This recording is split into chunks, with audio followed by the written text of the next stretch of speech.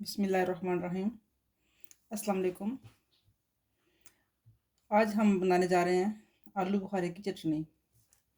आलू बुखारे की चटनी एशिया में बहुत पसंद की जाती है और ख़ास तौर पर शादी ब्याह में तो बहुत ही पसंद की जाती है।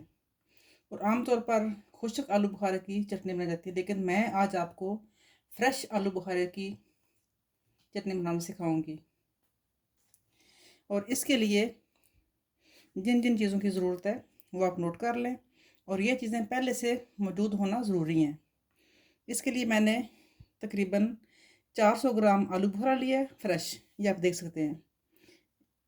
इसको धो के और खुश्क करने की ज़रूरत नहीं है, साफ़ सुथरा होना चाहिए धुला हुआ। और चीनी मैंने ये वाली ले ली है।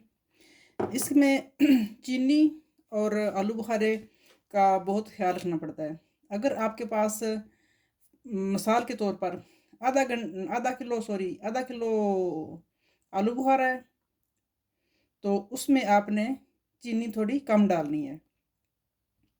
500 ग्राम आधा किलो होता है, तो आपने उसमें 400 या 350 ग्राम चीनी डालनी है, या अंदाज़े से भी डाल सकते हैं, लेकिन उससे कुछ कम ही हो। इसके लिए फिर मैंने थोड़ी सी ले ली है नमक, सुरख मिर्च, ज़ीरा और दालचीनी। और इसको कैसे यूज़ करना है इसमें, ये मैं आपको बाद में बताऊंगी। पानी मैंने ले लिया है, इसको उबाल लेंगे।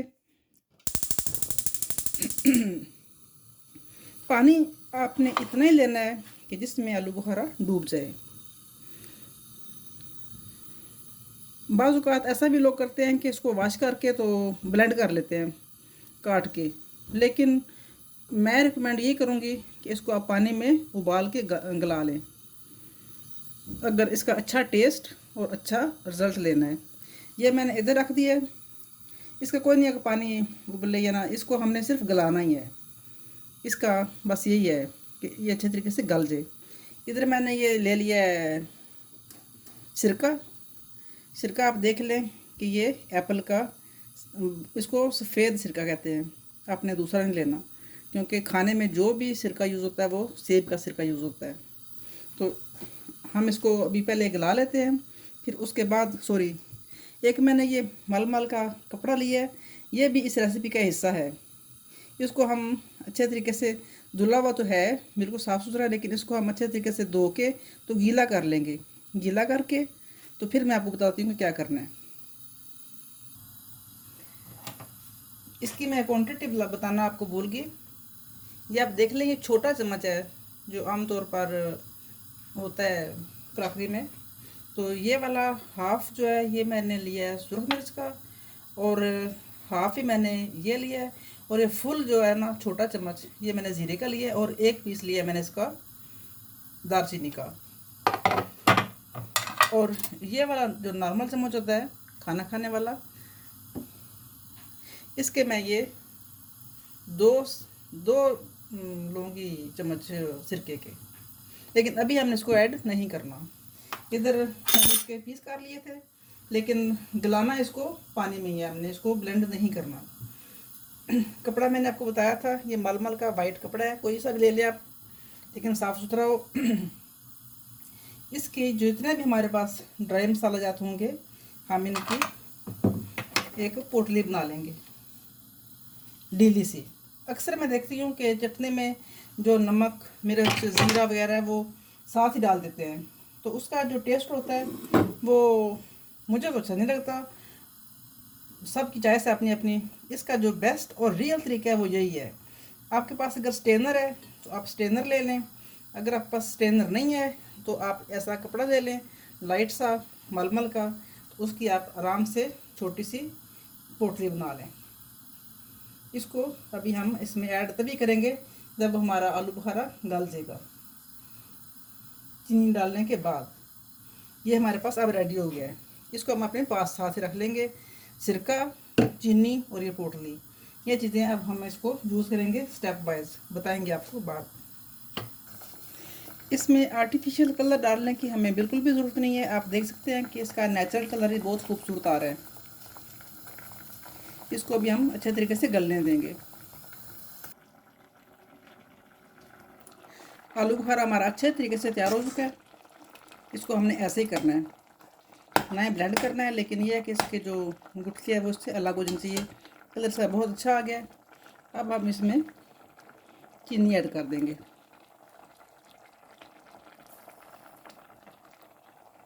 इसके साथ ही ये वाली जो पोटली हमने तैयार की हुई थी इसे भी हम इसमें डाल देंगे, क्योंकि इसमें नमक, मिर्च और ज़ीरे का टेस्ट आना चाहिए। उसका वो जायका नहीं आना चाहिए, वो क्या कहते हैं उसको, वो फील नहीं होना चाहिए उसका, ज़ीरे का दाना या ऐसे। इसको अभी हम कुछ देर तक और बनाएंगे, और जो पोटली है इसको हम बीच में दबाते रहेंगे ताकि नमक, मिर्च और ज़ीरे का जो टेस्ट है, फ्लेवर है, वो आ जाए इसमें अच्छे तरीके से।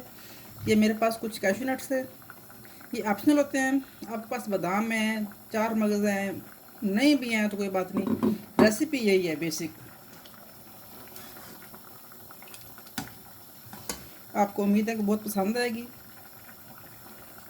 ये आप देख लें कि इसका कलर बहुत अच्छे से आ गया है। अब इसको अब थोड़ा सा और पकाएंगे ताकि फिर मैं आपको फाइनल लुक दिखाऊंगी और उसकी कंडेंसी भी दिखा दूंगी कि कितने तौर पर मुकम्मल होता है ये वाला। अपनी फैमिली के मुताबिक ज़्यादा भी कुछ लोग बनाना चाहते हैं, 1 किलो की, 2 किलो की, लेकिन उसकी फिर ये एहतियात होती है कि जब आपने इसको जार में डालना है, जार भी ड्राई हो, और जो आपने चम्मच इस्तेमाल करना है वो भी ड्राई हो, गीला नहीं होना चाहिए।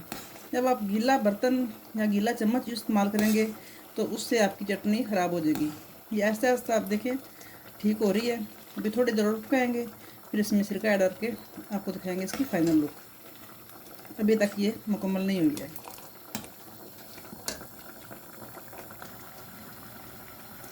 अब मैं इसमें सिरका ऐड कर दूंगी।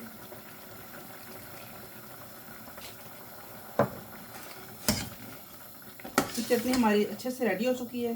अभी हम थोड़ा सा इसको बनाएंगे और उसको फ्लेम को ऑफ कर देंगे। इसमें अब हम कैश्यू नट डालेंगे और फिर दिखाएंगे आपको इसकी फाइनल लुक। ये आप देख सकते हैं इसकी कंडेंसी।